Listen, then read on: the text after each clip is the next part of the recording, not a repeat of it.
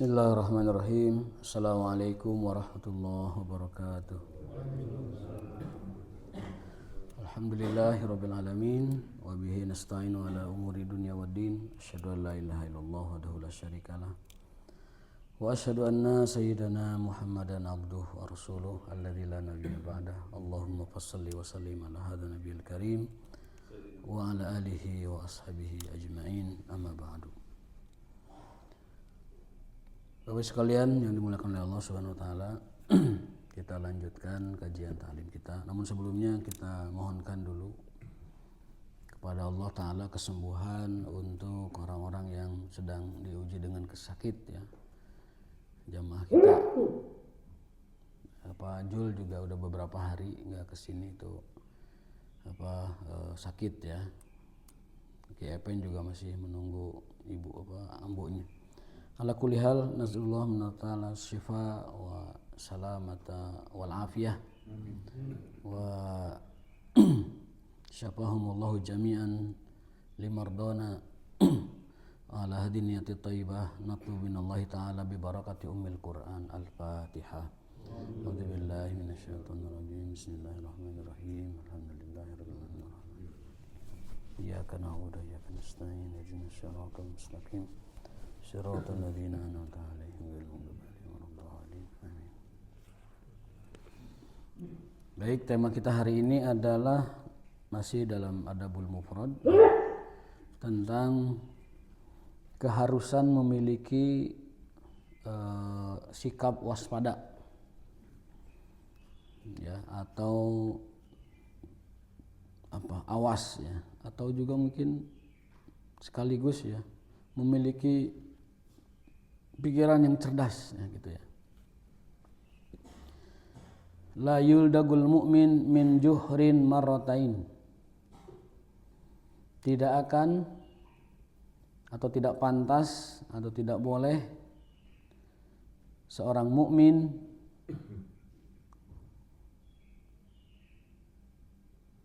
disengat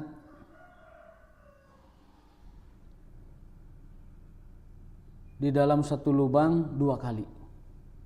Jadi gambarannya itu ada lubang orai ya. Kemudian kita masukkan tangannya atau masuk ke situ. Lalu disengat oleh makhluk di dalamnya, baik kalajengking atau ular atau lain sebagainya. Nah, kalau itu terjadi jangan sampai dua kali gitu. Kalau pepatah Indonesianya itu tidak boleh seseorang terperosok dalam satu lubang sebanyak dua kali. Itu pepatah kitanya. Tapi kalau dalam bahasa hadisnya tidak boleh seorang mukmin disengat dua kali di dalam satu lubang. Artinya kita tidak boleh terjerumus ke dalam suatu kesalahan yang sama lebih dari sekali. Semua kita selaku manusia pasti sudah salah, pasti pernah salah. Salah dengan pilihan-pilihan kita mungkin, salah dengan sikap-sikap kita, salah dengan kelakuan-kelakuan kita. Tetapi Nabi SAW mengatakan tidak pantas atau tidak boleh seorang mukmin terjerumus ke dalam satu perkara atau satu kesalahan atau satu pilihan sebanyak dua kali. Hadisnya adalah an Ibni Syihab qala akhbarani Sa'id bin Musayyib anna Abu Hurairah radhiyallahu anhu akhbarahu anna Rasulullah sallallahu alaihi wasallam qala la yuldagu, tidak akan disengat al-mu'minu, seorang mukmin, atau tidak boleh disengat atau tidak pantas disengat seorang mukmin min juhrin marratain, dalam satu lubang sebanyak dua kali. Hadis riwayat Bukhari dan Muslim.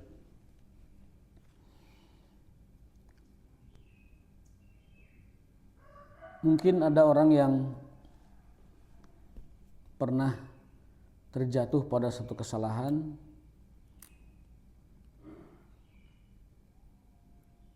yang dia sesali, tetapi kadang dia melakukan hal lagi gitu.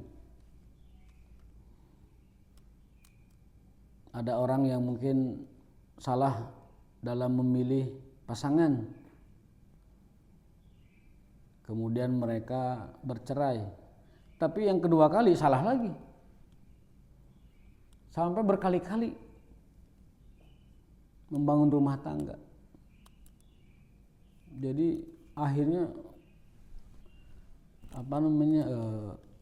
banyak urusan lah gitu ya, tidak fokus jadi ibadahnya. Ada orang mungkin terjerumus kepada pilihan politik yang salah, pernah milih salah pernah gitu, tidak mempertimbangkan pertimbangan agama, tidak mempertimbangkan kemaslahatan, tidak bertanya kepada yang paham, tidak mengkaji lebih dalam, akhirnya memilih seseorang yang salah. Salah itu dibuktikan dengan banyaknya kebijakan yang merugikan masyarakat, banyaknya kebijakan yang tidak pro rakyat, atau bahkan mungkin abai dengan aspirasi umat Islam kalau kita sebagai dalam perspektif umat Islam. Tetapi setelah kesalahan itu, bukannya mawas diri, bertaubat kepada Allah, istighfar kepada Allah, dan memperbaiki pilihan politik ke depannya, dia ngulang hal yang sama. Apalagi kalau itu didorong oleh satu motivasi yang secara undang-undang pun dilarang, menerima kompensasi atau menerima sogokan uang. Ada orang gak peduli siapa yang dia pilih, yang penting dapat uang 50.000, yang penting dapat uang 100.000, ada begitu. Sudah tahu dia pernah salah tuh, berikutnya dia milih yang sama atau milih kriteria yang sama. Dia tidak punya standar ketika dia harus menentukan pilihan politiknya, padahal itu menentukan kebijakan sebuah bangsa 5 tahun ke depan minimalnya, apalagi kalau dia sampai 2 periode, berarti 10 tahun. Secara sadar dia tidak bertanggung jawab atas kemaslahatan dan kemadharatan bangsanya hanya karena menerima upah sogokan 100 atau 50.000. Nauzubillah min dzalik. Disangkanya itu hal sepele, disangkanya itu tidak akan dihisab, disangkanya itu adalah pirage nyoblos. Padahal dalam konteks sistem ketatanegaraan modern, satu suara itu menentukan 10 tahun atau 5 tahun lah kalau dia tidak 2 periode nasib masyarakat Indonesia selama 5 tahun. Ada juga mungkin orang yang pernah terjerumus atau melakukan kesalahan pada satu bisnis yang merugikan, tetapi bukannya mawas diri dan kemudian memperbaiki diri, dia terjun lagi ke situ. Baik itu aspek rugi tidak ruginya, atau dalam aspek halal tidak halalnya, atau lain sebagainya. Tetapi dia ngulang lagi. Itu adalah yang oleh Nabi disebutkan orang beriman tidak akan. Maksudnya kalau dia sampai melakukan terjerumus 2 kali pada kesalahan yang sama, imannya tidak sempurna. Jadi kalau ada bahasa hadis seperti itu, bukan berarti dia tidak mukmin, bukan, tetapi tidak sempurna. Contoh misalkan la yu'minu ahadukum, tidak beriman seorang di antara kalian jika hawa nafsunya diperturutkan melebihi agamanya. La yu'minu ahadukum hatta yakuna hawahu taba'an lima ji'tu bihi. Tapi itu dimaknainya bukan tidak beriman dalam arti kata kafir, bukan. Namun tidak sempurna imannya. Sehingga maknanya tidak sempurna iman seseorang yang tidak dapat menundukkan hawa nafsunya. Ada lagi contoh, la dina liman la amanata lahu. Tidak beragama orang yang tidak punya sifat amanah. La dina liman la ahda lahu. Di hadis berikutnya, terusan dari hadis itu, dan tidak beragama orang yang tidak menepati janjinya. Ada. Jadi ada la dina liman la amanah wala dina liman la ahdalah. Tidak beragama orang yang tidak amanah dan tidak beragama orang yang tidak menepati janji. Kalau kita pahami hadis itu letterlek, berarti itu orang kafir jatuhnya itu. La dina berarti tidak punya agama, ateis berarti kan.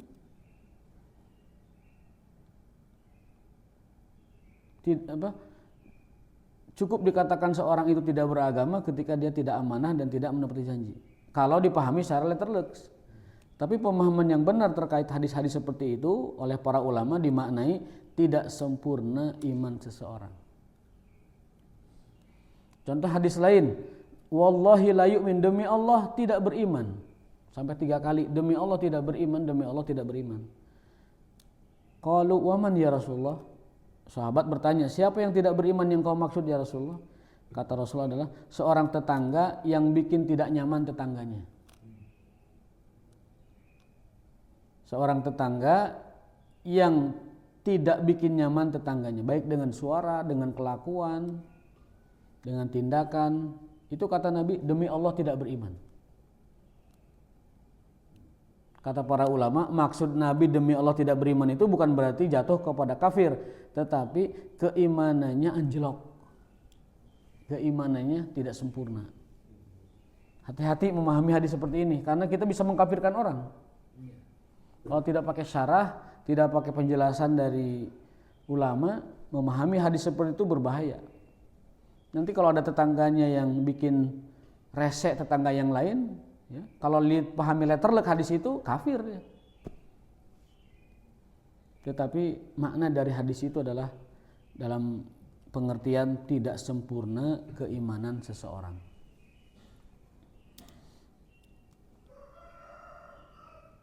Tetapi tetap dengan penekanan, ancamannya itu adalah serius.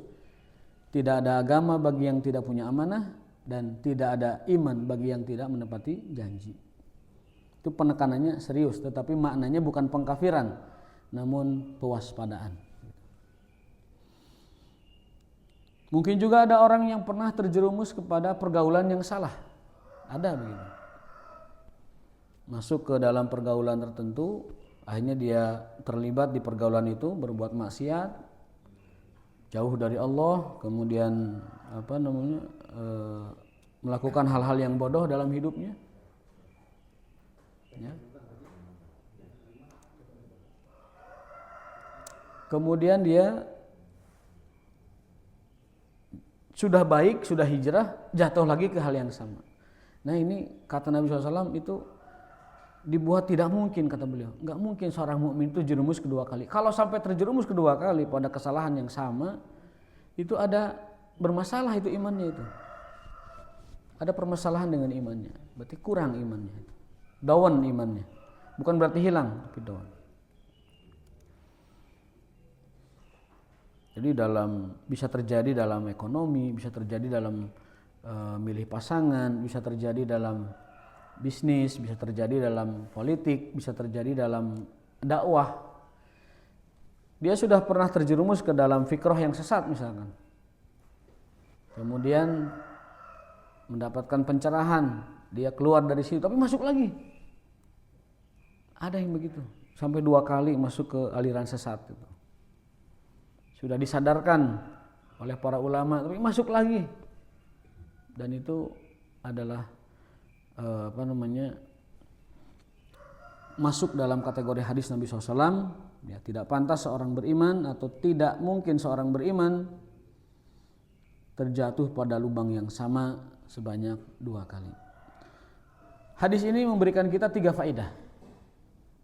Ada 3 pelajaran yang bisa kita petik dari hadis ini.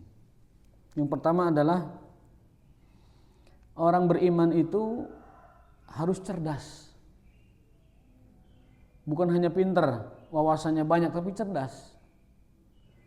Pandai melihat situasi, pandai mempersiapkan segala sesuatu, selalu paham tentang apa dibalik sesuatu yang dia lihat itu.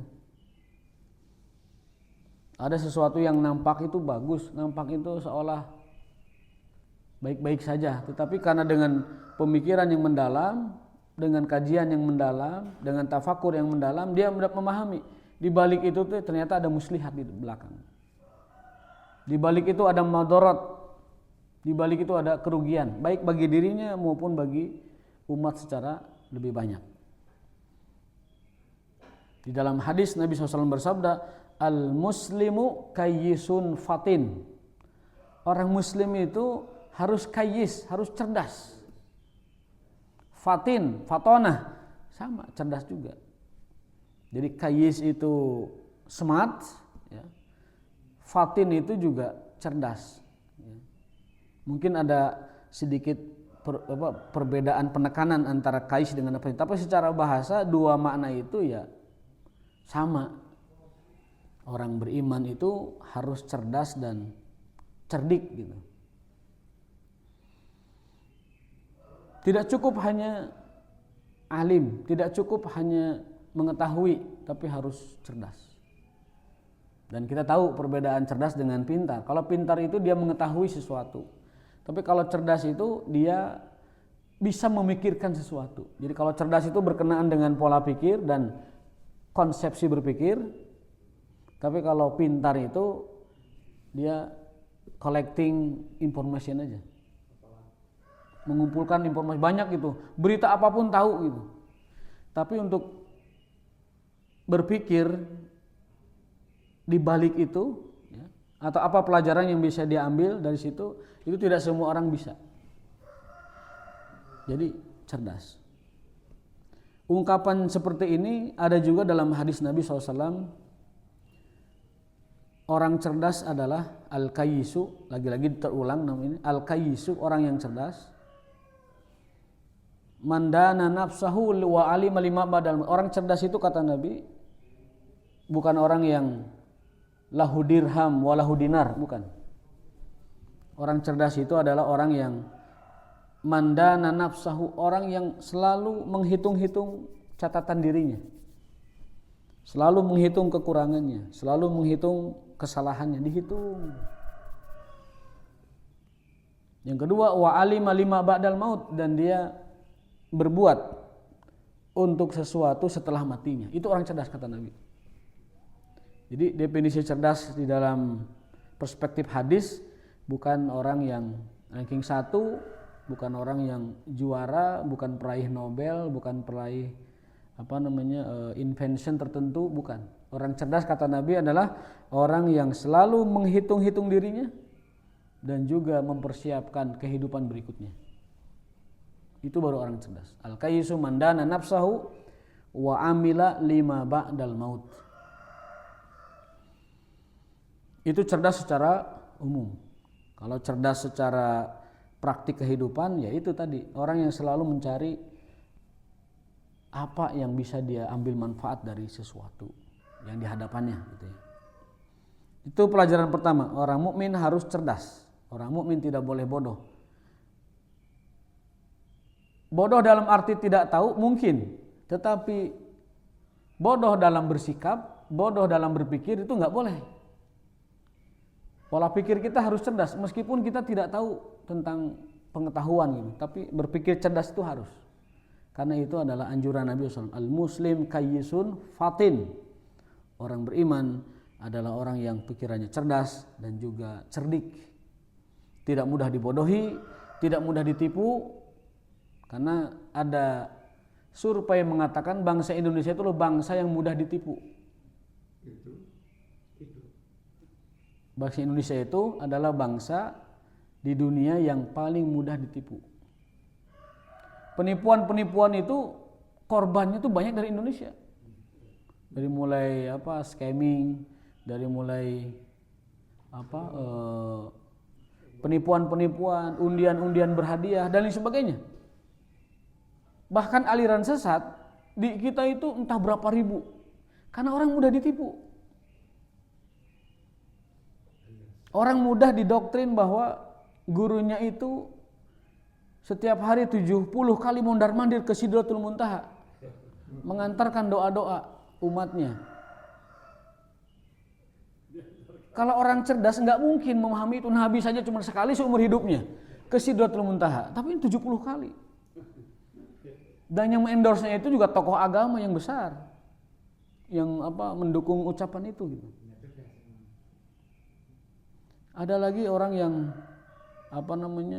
secara massal dan berjamaah ketipu sedekah, ada. Sampai akhirnya kan bermasalah secara hukum itu. 2 triliun itu duit umat itu yang dikelolanya itu bermasalah.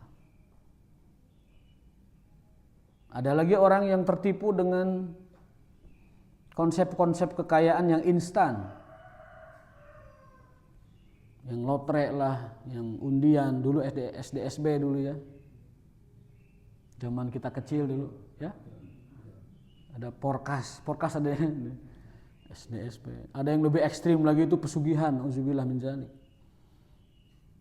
Sampai orang susah payah, sampai mati-matian untuk nanya ke orang yang sekiranya bikin kaya, dianya aja ripuh gitu. Yang ditanyanya ripuh tapi orang nanya ke dia gitu. Bah, hayang kaya, hayang beunghar cenah. Kalau si abahnya pinter, boro-boro maneh orang bagi ripuh keneh gitu. Saya pernah itu di suatu tempat ada orang jualan batu ya, atau ali gitu. Dia langsung mengklaim gitu, tak apa, ieu 300 cenah, tapi mun make ieu bakal beunghar cenah. Bakal beunghar, bakal laku jualanna segala macam lah, proyek lancar semuanya. Tapi anu ngajualna teh ripuh keneh. Batuna ge can laku loba di dinya. Enggak bah, belum terbukti kayak gitu-gitu. Kalau mau beunghar mau usaha gitu. Nah, bangsa Indonesia itu secara survei pernah dinobatkan sebagai bangsa yang paling mudah ditipu. Ditipu dengan sedekah, ditipu dengan doktrin agama yang menyesatkan, ditipu dengan euforia, ditipu dengan janji-janji manis, bahkan ditipu dengan janji-janji politik. Itu berhubungan satu sama lain itu. Karena kita mendapatkan gelar bangsa yang mudah ditipu, sehingga proses demokrasi pun terpengaruh oleh itu.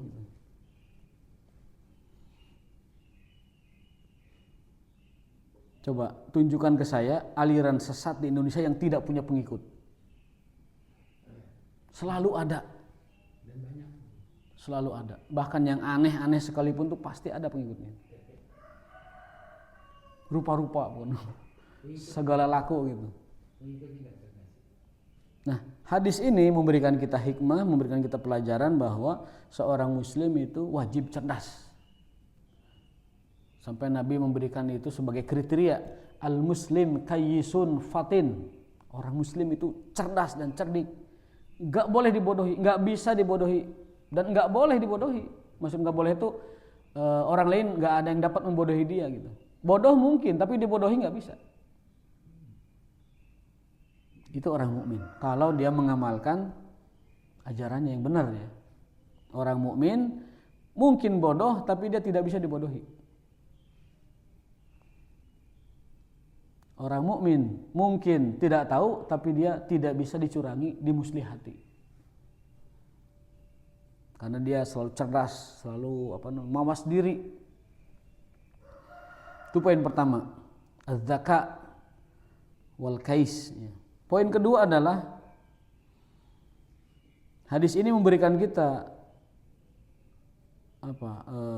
faidah bahwa orang muslim itu mukmin di sini istilahnya. Orang mukmin itu selalu waspada. Selalu waspada. Kalau dia pernah terjerumus ke dalam satu hal, maka dia tidak boleh mengulang hal itu. Kalau dia pernah salah pilihan, dia tidak boleh mengulang itu. Segera taubat. Tapi tadi banyak orang yang akhirnya setelah dia tahu dia menyesal tapi milih lagi. Ngambil lagi, terjerumus lagi terus dan terus.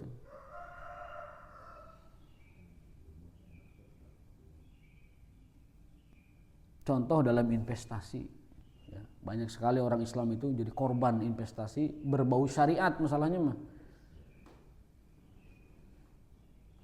Padahal kalau kita cerdas dan mawas, itu sekurang-kurangnya harus ada 3 hal yang kita jadikan tolak ukur investasi syariah itu benar atau tidak.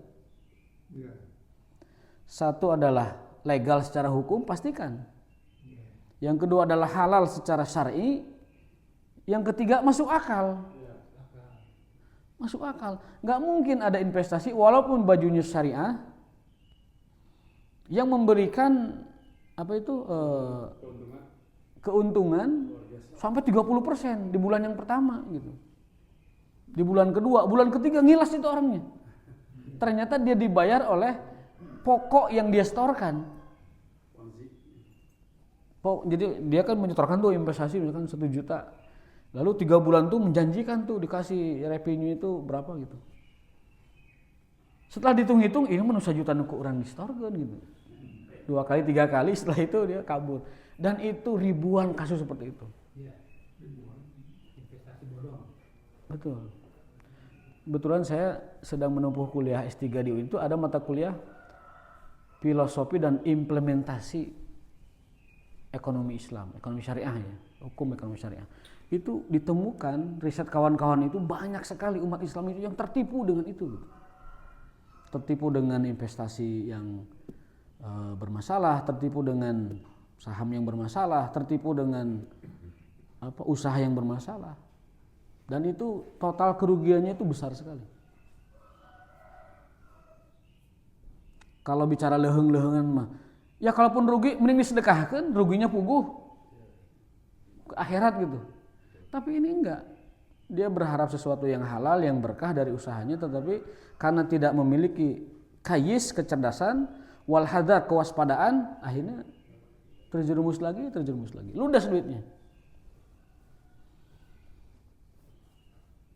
Nah ini Rasulullah SAW sudah mengingatkan kita, jangan sampai orang beriman itu 2 kali salahnya, 2 kali jatuhnya, 2 kali hancurnya, 2 kali salahnya, salah pilih terutama. Yang kedua adalah kewaspadaan. Poin ketiga atau faidah ketiga, bahwa kesalahan yang berulang itu adalah tanda seseorang itu tidak memiliki hikmah dalam sikapnya.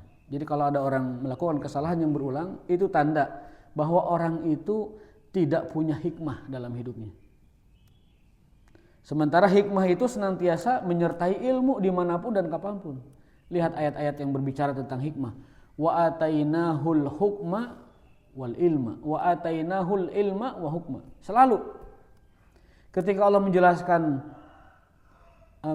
kelebihan para nabi, ketika Allah menjelaskan prestasi para nabi, itu Allah senantiasa menyandingkan kata ilmu dengan hikmah. Hikmu itu gabungan hikmah dan ilmu. Hikmu jadi selalu hikmah dan ilmu itu digabungkan. Walaqad atainahu ilma wa hukma. Wa atainahu dan seterusnya, ilma wa hukma, ilmu dan hikmah gitu. Nabi Yusuf alaihissalam itu Allah gambarkan sebagai seorang pemuda yang memiliki ilmu dan hikmah yang tinggi. Nabi Ibrahim, Nabi Musa, nabi-nabi yang lain itu Allah berikan 2 kecakapan sekaligus sebagai bekal kenabiannya. Selain beberapa ada yang di backup dengan mukjizat, tetapi kemampuan dasar para nabi atau bekal dasar para nabi ya, selain akhlak yang sudah memang dari awal sudah dipersiapkan mulia. Nah, bekal berdakwahnya itu ilmu dan hikmah.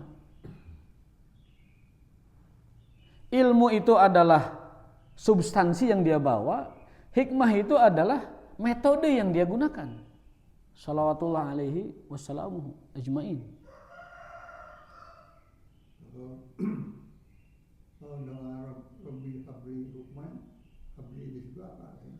Berikan kepada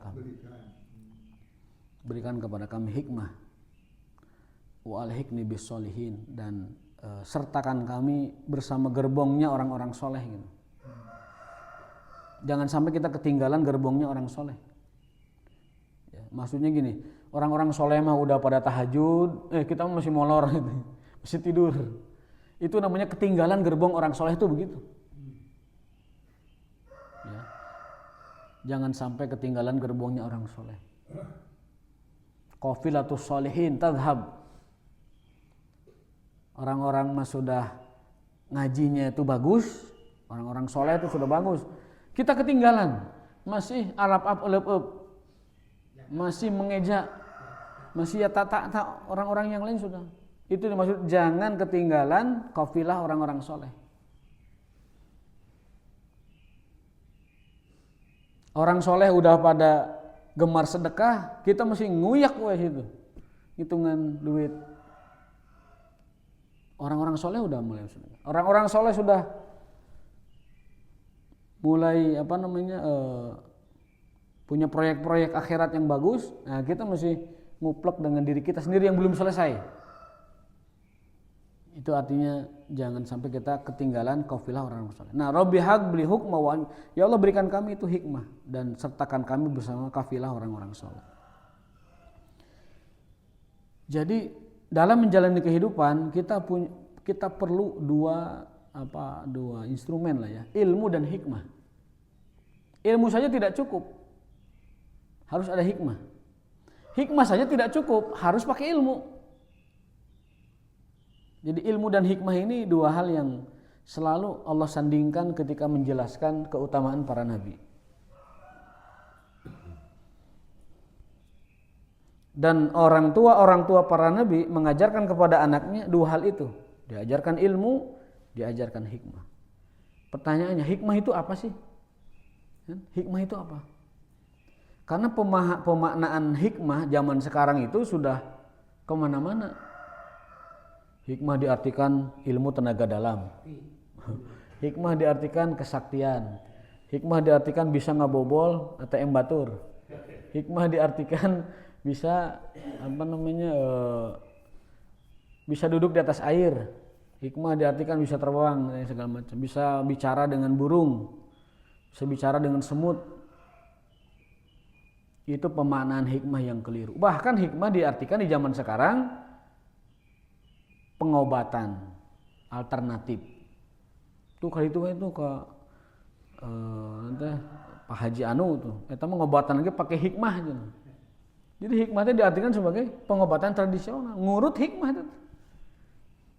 Jampe-jampe juga sebut hikmah. Nah ini ada pemaknaan yang salah kaprah terkait makna hikmah. Jauh panggang dari api, jauh antara bumi dan langit. Makna hikmah yang dimaksud di dalam Quran dengan hikmah yang dipahami oleh kebanyakan orang.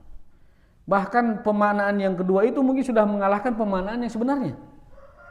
Kalau kita bicara hikmah, yang ada di benak orang itu tenaga dalam. Yang di benak orang itu adalah kanuragan, kesaktian gitu, hikmah. Hikmah itu adalah isobatul haqi, itu makna hikmah. Hikmah adalah isobatul haqi. Ketepatan selaras dengan kebenaran. Jadi orang yang punya hikmah itu orang yang punya kemampuan selalu memilih hal yang tepat. Itu hikmah namanya. Tepat dalam apa? Tepat waktunya, tepat substansi temanya, tepat juga cara melaksanakannya. Fi'lu ma yanbaghi fil waqti alladhi yanbaghi bi tariqati alladhi yanbaghi. Itu penjelasan hikmah yang lebih detail. Hikmah adalah kemampuan untuk melakukan hal yang tepat di waktu yang tepat dengan cara yang tepat. Itu hikmah. Ya, kalau bahasa ringkasnya isobatul haq. Melakukan sesuatu dengan tepat. Tepat pilihannya, tepat tujuannya, tepat juga caranya. Itu makna hikmah. Maka orang berilmu tanpa hikmah berantakan itu ilmunya. Bukan menjadi manfaat buat manusia, jadi madarat ilmunya buat manusia. Tapi hikmah saja tanpa ilmu juga kosong. Harus ilmu dan hikmah selalu itu. Nah, di sini ada Pak Dokter namanya Hikmat, itu sudah hikmat itu.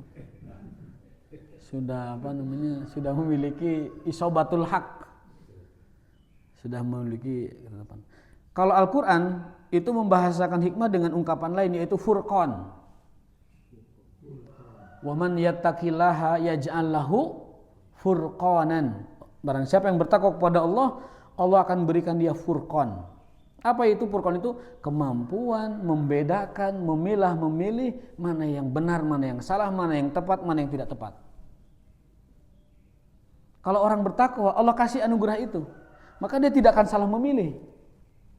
Dalam mungkin politik, dalam mungkin ekonomi, dalam mungkin keluarga, dalam mungkin aktivitasnya. Orang bertakwa akan Allah kasih insting, akan Allah kasih guidance, Allah kasih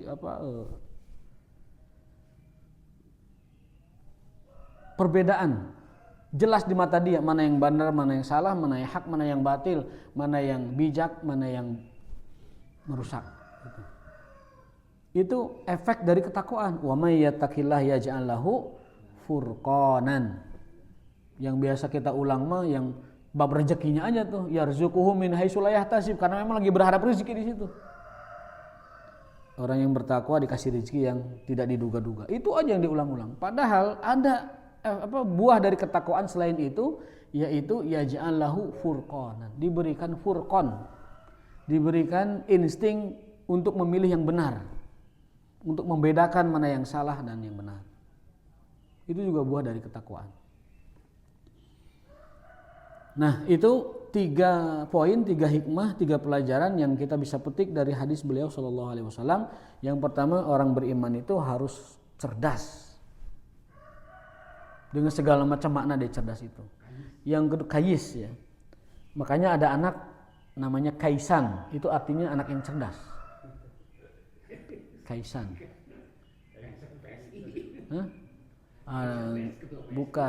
Bukan ini Kaisan dalam bahasa Arab. Imam Ahmad punya guru namanya Kaisan.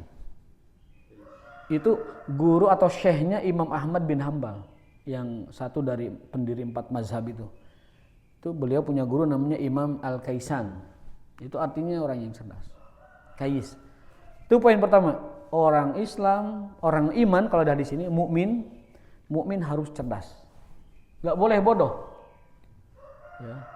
Kalau tidak tahu dimaklumi, tapi kalau bodoh enggak boleh. Bodoh dalam arti kata salah mikir gitu loh. Yang kedua, orang mukmin harus waspada. Enggak boleh dia kejebak 2 kali, enggak boleh salah 2 kali, enggak boleh terjerumus 2 kali. Dalam bisnis, investasi, misalkan dalam memilih politik, dalam memilih pasangan, nggak boleh 2 kali salah. Yang ketiga, orang mukmin harus hikmah. Harus hikmah. Kata para ulama, kenapa banyak orang terjerumus kepada satu hal 2 kali, itu karena dia tidak memiliki hikmah. Tidak memiliki kemampuan untuk memilih yang benar, tidak memiliki kemampuan untuk mana membedakan ini kira-kira pimadorotan 2 kali atau ini tidak gitu. Itu faedah yang ketiga, bahwa kadang kesalahan berulang itu penyebabnya tidak adanya hikmah dalam diri dia. Bagaimana mengupayakan hikmah? Yaitu tempuh jalan para nabi. Jalan para nabi. Jalan para nabi dan rasul.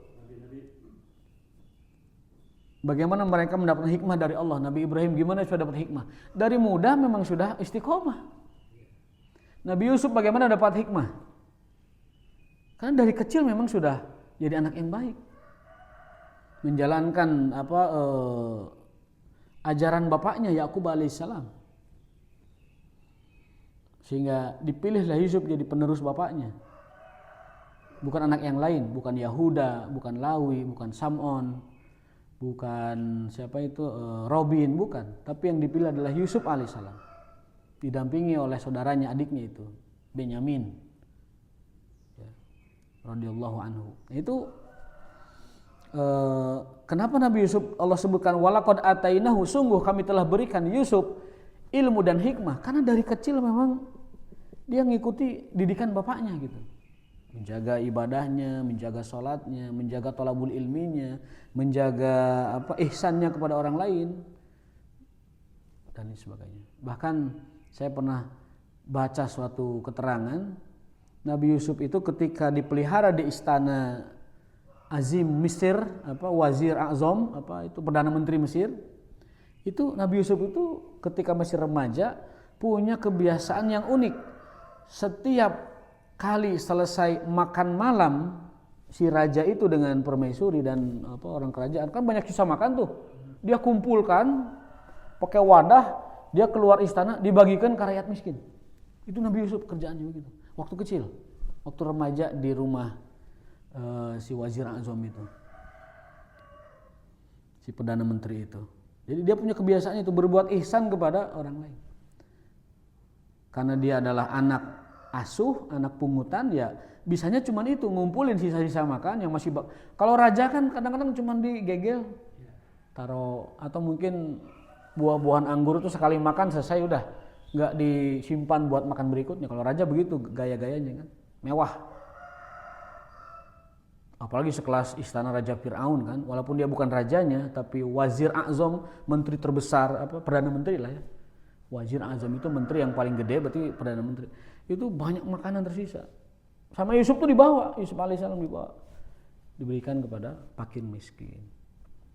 Nah, kata para ulama, kebiasaan ihsan itulah yang akhirnya Allah memilihkan untuk Yusuf ilmu dan hikmah. Berarti itu hal yang bisa kita ikuti. Kalau kita ingin mendapatkan hikmah dari Allah, berbuat ihsan. Terutama ihsan kepada Allah yang pertama dengan melakukan kewajiban tentunya, dan ihsan kepada manusia dengan membuat baik. Ihsan kepada Allah ya menjalankan sholat dengan baik, berjamaah, ya. Kemudian tepat waktu, kemudian menjaga istiqomah itu dengan thalabul ilmi, dengan mengamalkan sunnah dan lain-lain. Kalau ke manusia jelas ihsan itu adalah memberi, kemudian senyum manis ya, dan tutur kata yang baik. Itu Bapak Ibu sekalian yang bisa kita jelaskan ya. Rasa-rasanya ini mau suruk ya. Masih. Udah ya. Terima kasih atas perhatiannya, mudah-mudahan ada manfaatnya. Billahi taufiq wal hidayah. Subhanakallahumma wa bihamdika asyhadu an la ilaha illa anta astaghfiruka wa atubu ilaik. Assalamualaikum warahmatullahi wabarakatuh.